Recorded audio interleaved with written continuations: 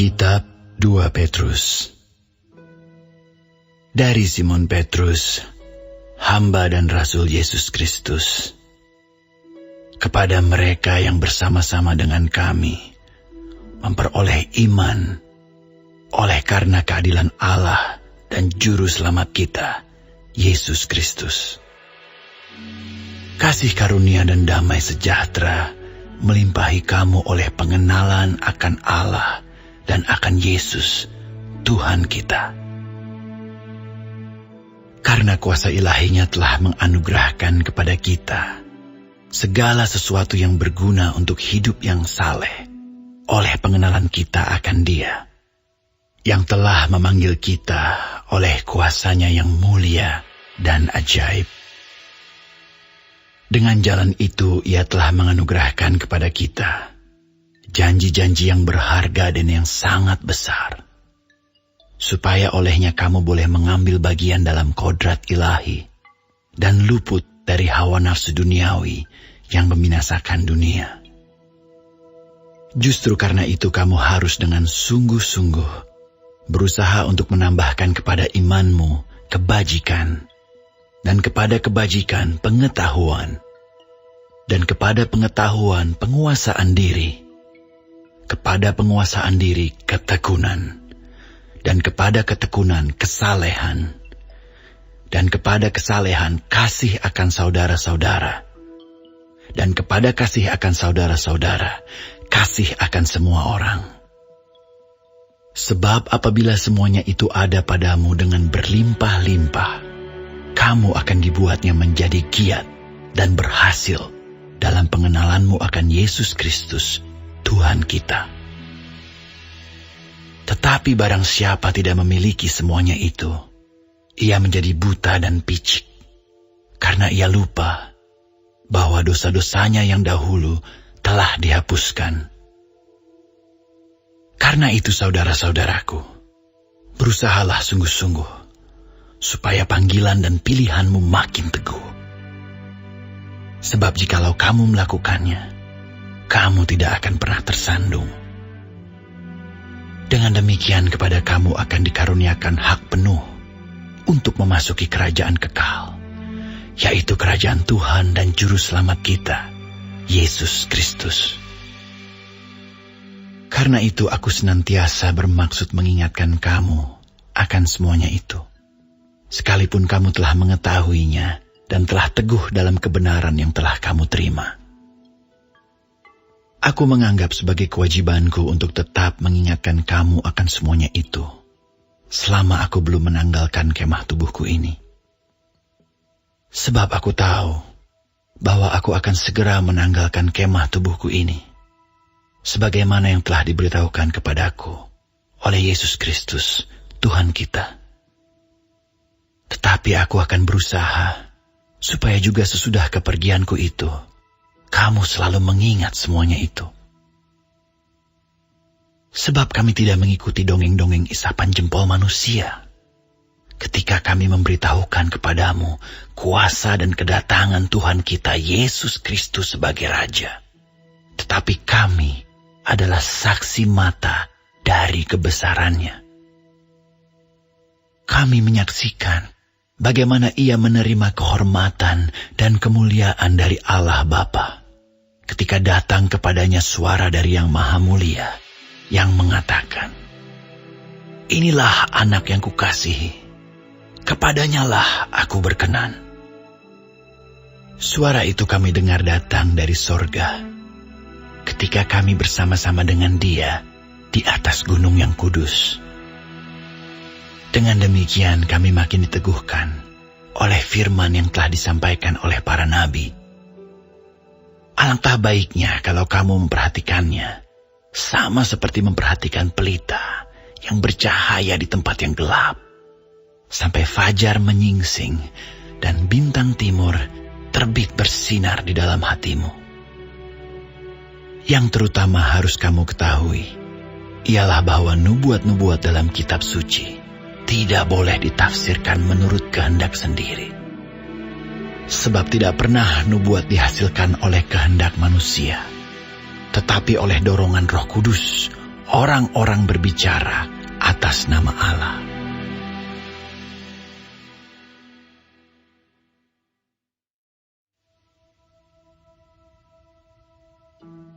Sebagaimana nabi-nabi palsu dahulu tampil di tengah-tengah umat Allah, demikian pula di antara kamu akan ada guru-guru palsu.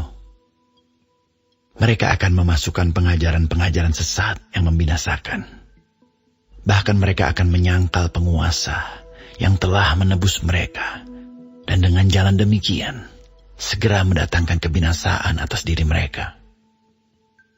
Banyak orang akan mengikuti cara hidup mereka yang dikuasai hawa nafsu, dan karena mereka jalan kebenaran akan dihujat. Dan karena serakahnya, guru-guru palsu itu akan berusaha mencari untung dari kamu dengan cerita-cerita isapan jempol mereka. Tetapi untuk perbuatan mereka itu, hukuman telah lama tersedia dan kebinasaan tidak akan tertunda. Sebab jikalau Allah tidak menyayangkan malaikat-malaikat yang berbuat dosa, tetapi melemparkan mereka ke dalam neraka dan dengan demikian menyerahkannya ke dalam gua-gua yang gelap untuk menyimpan mereka sampai hari penghakiman. Dan jikalau Allah tidak menyayangkan dunia purba, tetapi hanya menyelamatkan Nuh, pemberita kebenaran itu, dengan 7 orang lain ketika ia mendatangkan air bah atas dunia orang-orang yang fasik. Dan jikalau Allah membinasakan kota Sodom dan Gomora dengan api, dan dengan demikian memusnahkannya dan menjadikannya suatu peringatan untuk mereka yang hidup fasik di masa-masa kemudian, tetapi ia menyelamatkan Lot, orang yang benar, yang terus-menerus menderita oleh cara hidup orang-orang yang tak mengenal hukum dan yang hanya mengikuti hawa nafsu mereka saja. Sebab orang benar ini tinggal di tengah-tengah mereka, dan setiap hari melihat dan mendengar perbuatan-perbuatan mereka yang jahat itu, sehingga jiwanya yang benar itu tersiksa.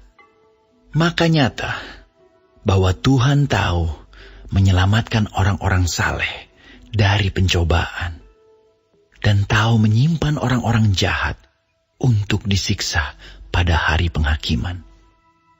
Terutama mereka yang menuruti hawa nafsunya karena ingin mencemarkan diri dan yang menghina pemerintahan Allah.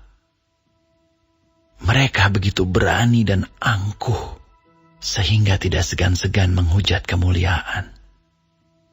Padahal malaikat-malaikat sendiri yang sekalipun lebih kuat dan lebih berkuasa daripada mereka tidak memakai kata-kata hujat kalau malaikat-malaikat menuntut hukuman atas mereka di hadapan Allah. Tetapi mereka itu sama dengan hewan yang tidak berakal, sama dengan binatang yang hanya dilahirkan untuk ditangkap dan dimusnahkan. Mereka menghujat apa yang tidak mereka ketahui, sehingga oleh perbuatan mereka yang jahat, mereka sendiri akan binasa seperti binatang liar dan akan mengalami nasib yang buruk sebagai upah kejahatan mereka. Berfoya-foya pada siang hari, mereka anggap kenikmatan. Mereka adalah kotoran dan noda yang mabuk dalam hawa nafsu mereka kalau mereka duduk makan minum bersama-sama dengan kamu. Mata mereka penuh nafsu zina, dan mereka tidak pernah jemu berbuat dosa. Mereka memikat orang-orang yang lemah. Hati mereka telah terlatih dalam keserakahan. Mereka adalah orang-orang yang terkutuk. Oleh karena mereka telah meninggalkan jalan yang benar, maka tersesatlah mereka, lalu mengikuti jalan Bileam, anak Beor, yang suka menerima upah untuk perbuatan-perbuatan yang jahat. Tetapi Bileam beroleh peringatan keras untuk kejahatannya. Sebab keledai beban yang bisu berbicara dengan suara manusia dan mencegah kebebalan nabi itu. Guru-guru palsu itu adalah seperti mata air yang kering, seperti kabut yang dihalaukan taufan. Bagi mereka telah tersedia tempat, dalam kegelapan yang paling dahsyat. Sebab mereka mengucapkan kata-kata yang congkak dan hampa, dan mempergunakan hawa nafsu cabul untuk memikat orang-orang yang baru saja melepaskan diri dari mereka yang hidup dalam kesesatan.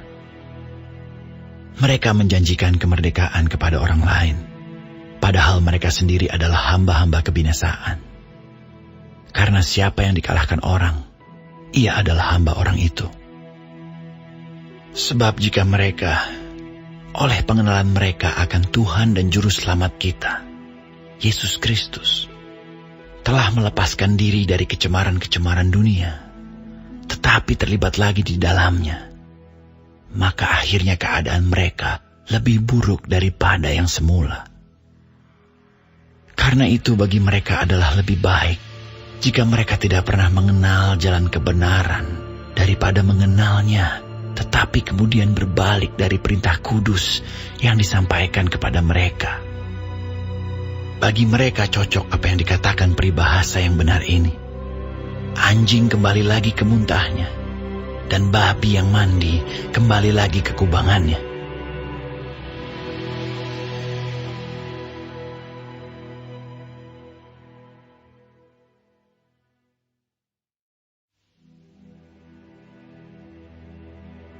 Saudara-saudara yang kekasih, ini sudah surat yang kedua yang kutulis kepadamu. Di dalam kedua surat itu aku berusaha menghidupkan pengertian yang murni oleh peringatan-peringatan, supaya kamu mengingat akan perkataan yang dahulu telah diucapkan oleh nabi-nabi kudus, dan mengingat akan perintah Tuhan dan Juru Selamat yang telah disampaikan oleh rasul-rasulmu kepadamu. Yang terutama harus kamu ketahui ialah bahwa pada hari-hari zaman akhir akan tampil pengejek-pengejek dengan ejekan-ejekannya, yaitu orang-orang yang hidup menuruti hawa nafsunya. Kata mereka, "Di manakah janji tentang kedatangannya itu? Sebab sejak bapa-bapa leluhur kita meninggal, segala sesuatu tetap seperti semula pada waktu dunia diciptakan." Mereka sengaja tidak mau tahu bahwa oleh firman Allah, langit telah ada sejak dahulu, dan juga bumi yang berasal dari air dan oleh air, dan bahwa oleh air itu, bumi yang dahulu telah binasa, dimusnahkan oleh air bah. Tetapi oleh firman itu juga, langit dan bumi yang sekarang terpelihara dari api dan disimpan untuk hari penghakiman dan kebinasaan orang-orang fasik. Akan tetapi saudara-saudaraku yang kekasih, yang satu ini tidak boleh kamu lupakan, yaitu bahwa di hadapan Tuhan, satu hari sama seperti 1000 tahun, dan 1000 tahun sama seperti satu hari. Tuhan tidak lalai menepati janjinya, sekalipun ada orang yang menganggapnya sebagai kelalaian. Tetapi ia sabar terhadap kamu, karena ia menghendaki supaya jangan ada yang binasa, melainkan supaya semua orang berbalik dan bertobat. Tetapi hari Tuhan akan tiba seperti pencuri. Pada hari itu langit akan lenyap dengan gemuruh yang dahsyat, dan unsur-unsur dunia akan hangus dalam nyala api, dan bumi dan segala yang ada di atasnya akan hilang lenyap. Jadi, jika segala sesuatu ini akan hancur secara demikian, betapa suci dan salehnya kamu harus hidup, yaitu kamu yang menantikan dan mempercepat kedatangan hari Allah. Pada hari itu langit akan binasa dalam api, dan unsur-unsur dunia akan hancur karena nyalanya. Tetapi sesuai dengan janjinya, kita menantikan langit yang baru dan bumi yang baru, di mana terdapat kebenaran. Sebab itu saudara-saudaraku yang kekasih, sambil menantikan semuanya ini, kamu harus berusaha supaya kamu kedapatan tak bercacat dan tak bernoda di hadapannya, dalam perdamaian dengan Dia. Anggaplah kesabaran Tuhan kita sebagai kesempatan bagimu untuk beroleh selamat. Seperti juga Paulus, saudara kita yang kekasih, telah menulis kepadamu menurut hikmat yang dikaruniakan kepadanya. Hal itu dibuatnya dalam semua suratnya, apabila ia berbicara tentang perkara-perkara ini. Dalam surat-suratnya itu ada hal-hal yang sukar difahami, sehingga orang-orang yang tidak memahaminya dan yang tidak teguh imannya memutar balikannya menjadi kebinasaan mereka sendiri, sama seperti yang juga mereka buat dengan tulisan-tulisan yang lain. Tetapi kamu, saudara-saudaraku yang kekasih, kamu telah mengetahui hal ini sebelumnya. Karena itu waspadalah, supaya kamu jangan terseret ke dalam kesesatan orang-orang yang tak mengenal hukum, dan jangan kehilangan peganganmu yang teguh. Tetapi bertumbuhlah dalam kasih karunia dan dalam pengenalan akan Tuhan dan Juru Selamat kita, Yesus Kristus. Baginya kemuliaan, sekarang dan sampai selama-lamanya.